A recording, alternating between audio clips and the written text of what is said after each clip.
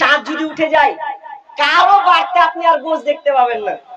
আর পুরা কপাল আমার আবার বিয়ে হয়েছে তো জিলহজ মাসের কয়েকদিন আগেই বিয়ে যদি হলো, এবার আমি শ্বশুর বাড়ি যাচ্ছি, তো আমি আর মাছ মানে মাংস কিন্তু আমাকে আর দেয় না। আমি বলছি হাড়ে 3 দিন ভালো মাংস খিলেলে আমাকে, আর মাংস পড়ে না, ব্যাপারটা তো খুব খারাপ। তা আমি আমার আর শ্বশুরকে কি বলা যাবে লজ্জাতে হাজি যে মাংস দেন না, যে তা আমি বহু কি বলছি, হ্যাঁ রে 3 দিন তোর বাপ খাওয়াইলে, তাই ফেরে যাচ্ছি তো কি ব্যাপার মাংস যে পড়ে না? জানো না চাঁদ উঠেছে। কিসের চাঁদ? জিলহজ মাসের চাঁদ উঠেছে, এই জন্য আর গোশ চাপাবে না। তা বলছে কেন? বলছে চাঁদ উঠে গেলে আর পশু মানে জবাই করতে হয় না, মুরগি কাটা যাবে না। তো আমি আবার একটা জায়গায় দেখি যে মাছ যে ফের কাটছেও, তো মাছেরও তো প্রাণ আছে, তো মাছ যখন বিসমিল্লাহ করে ওর রক্তক্ষরণ হয় না, এটা ফের কোন বুদ্ধি দিলে? এই বুদ্ধি হচ্ছে বেটি ছেলের বুদ্ধি। হ্যাঁ, এগুলো সব বেটি ছাড়ার বুদ্ধি। মানে ও কোথাকার খালা হাদিস পেয়েছে কে জানি, বলছে চাঁদ উঠলে আর মাংস খাওয়া যাবে না। খাইস না, ভুল না, আপনি মাংস কাটুন খান, কোনো অসুবিধা নাই।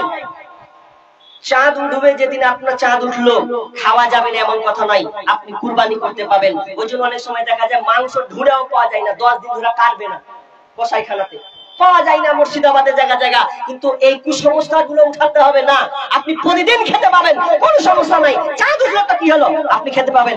এগুলো কুসংস্কার, আপনি বিশ্বাস করবেন না।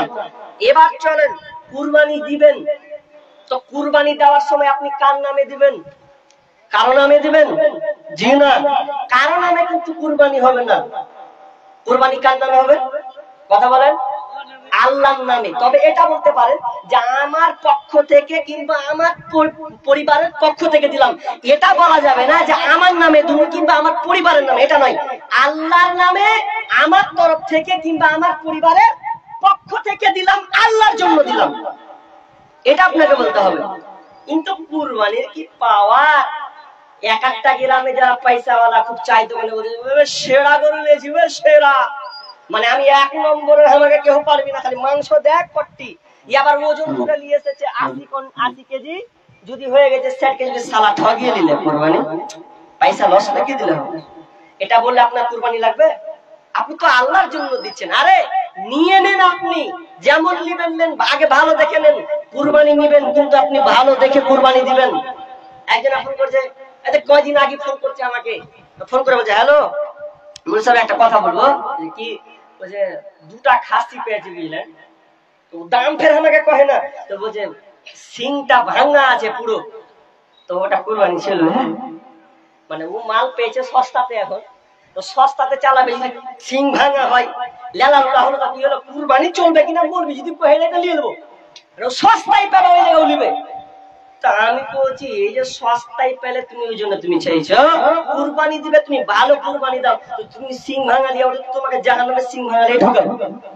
টাকা কমের লেগে তুমি কুরবানি, আর গ্রামে মানুষ পাওয়ারফুল দেখাচ্ছে কুরবানি। চায়ের দোকানে খবরদার কোনোদিন বলবেন না যে বাড়ির মধ্যে আমার সেরা একটা কুরবানি, মুখ দিয়ে খবরদার নিয়ে আসবেন না।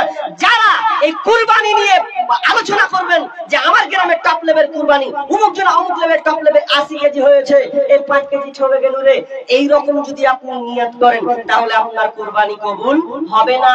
আল্লাহ কি বলছেন?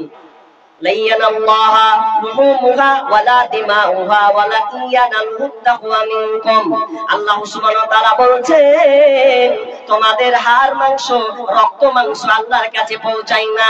তুমি কতটি মাংস দিলে রে, তোমার পশুর কতটা রক্ত ক্ষরণ হলো, রক্তটা কত গেল, আমি আল্লাহ এটা দেখবো না। আমি আল্লাহ দেখবো তোমার আল্লাহ ভীরুতা, তুমি কার জন্য কুরবানিটা দিচ্ছ, তোমার মনের নিয়তটা কি আছে। যদি কুরবানি না দাও তো লোক বলবে দেখ পয়সাওয়ালা কুরবানি দিলে না, আর এই ভয়ে যদি কুরবানি দাও আল্লাহর কাছে তোমার কুরবানি কবুল হবে না, হবে না। শুধু তাই নয়, আবার একটা কড়া ভাষাই বলে যায়, আপনি আমার কথাকে নিতে পারেন কিংবা ছুড়ে দিতে পারেন, কিন্তু যদি আপনি মুসলমান হন তাহলে আপনাকে এই কথাটা নিতেই হবে বাধ্য। কারণ প্রথমে আপনাকে সালাত ঠিক রাখতে হবে। আগে আলোচনায় সালাতের ব্যাপারে আপনাকে ইঙ্গিত করা হয়েছে, যদিও আপনারা ছিলেন না। সালাত নামাজ এমন একটি ইবাদত যে সালাত না থাকলে আপনার কোনো ইবাদত কবুল হবে না। আর আল্লাহ সুবহানাহু ওয়া তাআলা বলেছেন ফাসাল্লি লিরাব্বিকা ওয়ানহার, মানে কি আয়াত মুখস্থ নাই? ফাসাল্লি লিরাব্বিকা ওয়ানহার, আগে সালাত, আগে নামাজ প্রতিষ্ঠা করো, আর নামাজ প্রতিষ্ঠা করার পর এরপরে তুমি কুরবানি করো। তার মানে প্রথমে আল্লাহ ওয়াদার করলেন আগে তুমি নামাজ পড়ো, তারপরে তুমি কুরবানি দাও। অথচ দেখা যায় অনেক মানুষ আছে নামাজে ধারে না, এরপরও সে 20 লাখ টাকার, 50 লাখ টাকার, 10 লাখ টাকা, 9 লাখ টাকা ক্রয় করে কুরবানি দেয়, কিন্তু নামাজ সে পড়ে না। তাহলে আপনার কি লাভ হলো? না না না, নামাজটা এমন একটা ইবাদত, এটা হচ্ছে একটা অ্যাকাউন্ট। যদি আপনার না থাকে, আপনি টাকা ব্যাংকে জমা দিয়ে কোনো আপনার লাভ হবে না। যেমন ঠিক তেমনি ভাবে যদি আপনার সালাত না থাকে, কোনো আপনার নেকি গ্রহণযোগ্য হবে না, কোনো আমল আপনার গ্রহণযোগ্য হবে না। এজন্য আল্লাহ সুবহানাহু ওয়া তাআলা বলেন ফামাইয়ামাল মিসকালা যাররাতিন খায়রান ইয়ারা ওয়া মাইয়ামাল মিসকালা যাররাতিন শাররান ইয়ারা। আল্লাহ বলেন মানুষ দুনিয়াতে নেকি করবে গাদা, ভালো মন্দ নেকি করবে, ভালো যে নেকিটা করবে অনুপরিমাণ ওটাও দেখতে পাবে, আর ভালো নেকি অনুপরিমাণ যদি করে ওটাও দেখতে পাবে। আপনি যদি খারাপ আমল করেন, আপনি দান করেছেন, সাদকা দান করেছেন, ভালো কাজ করেছেন, নামাজ পড়েননি, সেদিন আপনি আমলগুলো দেখতে পাবেন কিন্তু কোনো কাজে আসবে না। তাহলে আপনাকে নামাজ পড়তে হবে, এরপরে আপনাকে প্রতিজ্ঞাবদ্ধ হবে আল্লাহ আর কোনদিন নামাজ পড়িনি, আজ থেকে পড়বো, সামনে কুরবানি, এই ইচ্ছা পোষণ করেন আল্লাহ সুবহানাহু ওয়া তাআলা। আরে আপনার ছোট যদি হয়, একটা ঘুষ করে সুদ করে যদি 9 লাখ টাকার কুরবানি হয়, আর একজন নামাজি আপনাকে ছোট্ট একটা বকরি দিয়ে আপনি আল্লাহকে সন্তুষ্ট করার জন্য যদি কুরবানি দেয়, আল্লাহর কাছে সর্বপ্রথম আপনার কুরবানিটাই আল্লাহর কাছে কবুল হবে, কিন্তু ওই ঘুষখোরের কুরবানি কবুল হবে না। কিন্তু আশ্চর্য, আমরা আফসোস করছি ছোট কি হবে না। কুরবানি দেন, কুরবানি দিবেন আল্লাহর জন্য, পশু জবাই করলে শুধু হয় না রে ভাই কুরবানি, লোক দেখানোর জন্য শুধু দিও না ভাই কুরবানি। পশু জবাই করলে শুধু হয় না রে ভাই কুরবানি, লোক দেখানোর জন্য শুধু দিও না ভাই কুরবানি। যতটুকু করো রে ভাই, যতটুকু করো রে ভাই, আল্লাহর খুশির বিকল্প নাই। যতটুকুই করো রে ভাই, আল্লাহর খুশির বিকল্প নাই। কবুল হবে কুরবানি, কুরবানি, কুরবানি দাও, কুরবানি, কুরবানি, কুরবানি দাও, কুরবানি, কুরবানি, কুরবানি দাও, কুরবানি, কুরবানি, কুরবানি দাও, কুরবানি, কুরবানি। পশু জবাই করলে শুধু হয় না রে ভাই কুরবানি, লোক দেখানোর জন্য শুধু হয় না রে ভাই কুরবানি। পশু জবাই করলে শুধু হয় না রে ভাই কুরবানি, লোক দেখানোর জন্য শুধু দিও না ভাই কুরবানি। যতটুকু করো রে ভাই, আল্লাহর খুশির বিকল্প নাই। যতটুকুই করো রে ভাই, আল্লাহর খুশির বিকল্প নাই। কবুল হবে কুরবানি, কুরবানি দাও, কুরবানি, কুরবানি, কুরবানি দাও, কুরবানি, কুরবানি। তোমার গরুর দাম যে বেশি, এই গ্রামে সেরা তুমি। তোমার গরুর দাম যে বেশি, এই গ্রামে সেরা তুমি। তোমার গরুর মাংস বেশি, পারবে খেতে বছর খানি। এই যদি হয় মনে তোমার, এই যদি হয় মনে তোমার, নিজের পায়ে মারলে কুড়াল। এই যদি হয় নিয়ম তোমার, নিজের পায়ে মারলে কুড়াল। হবে না তোমার কুরবানি, কুরবানি দাও, কুরবানি, কুরবানি, কুরবানি দাও, কুরবানি, কুরবানি, কুরবানি দাও, কুরবানি, কুরবানি, কুরবানি দাও, কুরবানি, কুরবানি। পশু জবাই করলে শুধু হয় না রে ভাই কুরবানি, লোক দেখানোর জন্য শুধু দিও না ভাই কুরবানি। পশু জবাই করলে শুধু হয় না রে ভাই কুরবানি, লোক দেখানোর জন্য শুধু তো হয় না রে ভাই কুরবানি। যতটুকু করো রে ভাই আল্লাহর খুশির, যতটুকু করো রে ভাই আল্লাহর খুশির বিকল্প নাই। যতটুকুই করো রে ভাই আল্লাহর খুশির বিকল্প নাই। কবুল হবে কুরবানি, কুরবানি দাও কুরবানি, কুরবানি কুরবানি দাও কুরবানি, কুরবানি কুরবানি দাও কুরবানি, কুরবানি কুরবানি দাও কুরবানি, কুরবানি। কুরবানি দিবেন আল্লাহকে উদ্দেশ্য করে।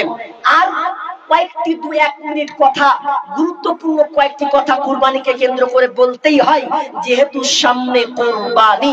এই কুরবানি নিয়ে আজকে সোশ্যাল মিডিয়াতে দেখতে পাওয়া যাবে, কি দেখতে পাওয়া যাবে জানেন? যে মুসলমানরা দেখ নিরীহ পশুগুলোকে ওরা হত্যা করছে। কাদের কথা? তো নাস্তিকরা এখন বর্তমানে এখন থেকে হুড়হুড় করতে শুরু করেছে। কি শুরু করেছে? যে কুরবানি নাস্তিকরা বলছে মুসলমানেরাকে দেখো লক্ষ লক্ষ পশুকে তারা নির্মম ভাবে তারা হত্যা করবে, রক্তের প্রহার তারা ঝরাবে। বাহ, খুব সুন্দর।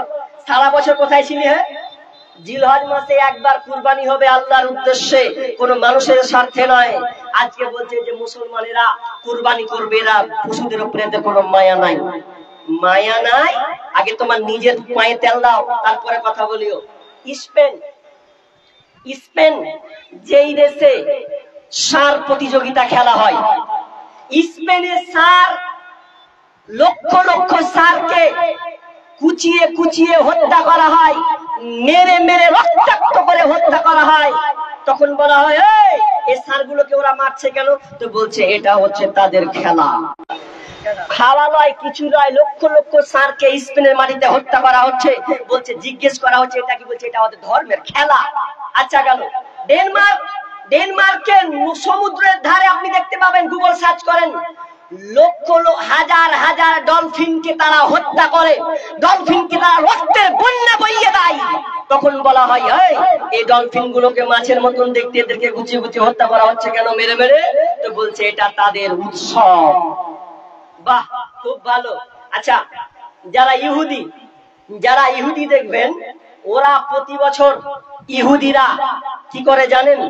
এই প্রতি বছর ইহুদিরা তারা মুরগিকে একত্রিত করে, মুরগি একত্রিত করে তারা হাতে ঢেল নেই, পাথর নেই, পাথর নেওয়ার পর তারা এমন জোরে ছুঁড়ে মারে সবগুলোকে এক চান্সে হত্যা করে দেওয়া হয়।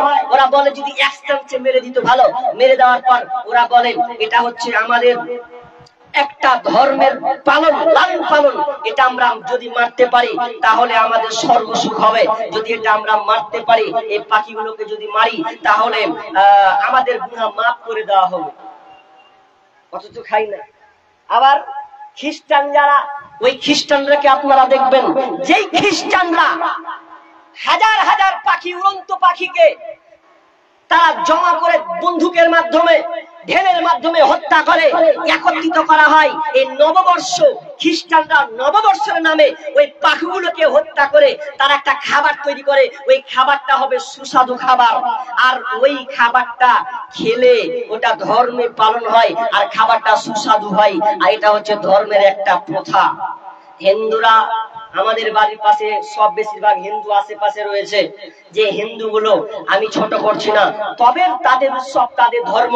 তারা যখন পাঠা বলি দেয়, কেমন করে দেয়? ভালোভাবে দেয়। পাঠা বলি দেওয়ার সময় পেছন থেকে মারে, এমন করে দেয় বলি হই, তারপরে গলায় একদিক তিন দিকে ছুটে পালিয়ে যায়, রক্তের বন্যা বইয়ে যায়। তখন কোথায় ছিল পশু ভক্ত? কাকে বলে? রাসূল সাল্লাল্লাহু আলাইহি ওয়াসাল্লাম পশুদেরকে তাদের সঙ্গে ভালো ব্যবহার করতে বলেছেন। এই জন্য তো বিষ্ণু বলছেন, শোনো যারা কুরবানি দেবে খবরদার এই পশুর সামনে তোমরা পাজাবে না, হাসা, চাকু এগুলো পাজাবে না, আড়ালে পাজাও, কারণ ওদেরকে তোমরা কষ্ট দিও না। একজন বিজ্ঞানী বলছেন মুসলিমরা যখন কুরবানি দেয়, একজন বিজ্ঞানী বলছেন মুসলিমরা যখন কুরবানি দেয় তখন ওরা এক চপে দেয় না, তারা 5টা রগ কাটে। ঠিক না ভাই? ফেলে দেওয়ার পর 5টা রগ কাটা হয়, আর রগ আস্তে আস্তে কাটতে লাই। এরা ব্যথা কেমন পায়? ব্যথা কেমন পায়? একজন বিজ্ঞানী বলছেন যে একটা মানুষ যখন রাস্তা দিয়ে হাঁটে, রাস্তা দিয়ে হাঁটতে গিয়ে যখন হোঁচট খায়, তো হোঁচট খাওয়ার পর 10 থেকে 20-30 সেকেন্ড পর অনুভব করে যে আমার মানে প্রথমে এক চান্সে বুঝতে পারেনি, পরে রক্ত লাগলো। তেমনি ভাবে যখন মুসলমানেরা বিসমিল্লাহি আল্লাহু আকবার বলে যখন কুরবানি করে, তখন ওই হালকা 20-30 সেকেন্ডের যে একটা ব্যথা অনুভব পরে পাই, ওটা পশুও পাই। তাহলে আমরা যে কুরবানি দিই এটা বিজ্ঞান ভিত্তিক আমরা কুরবানি দিই, আমরা পশুর সঙ্গে নির্মমভাবে করি না। ওরা বলছে এরা তো দান করে দিতে পারে, এরা দান করে দিবে, এত টাকা পশুকে মারছে, দান করে দিবে, পশুগুলো বেঁচে যাবে মাথা মোটা।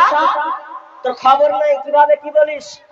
এই ভারতবর্ষে বাংলাদেশ থেকে ভারতের গরুর হাড় 25, আপনার কি নাম, 25 মেট্রিক টন ওরা হাড় সংগ্রহ করে। ওটা কিসের? কুরবানির হাড় সংগ্রহ করে।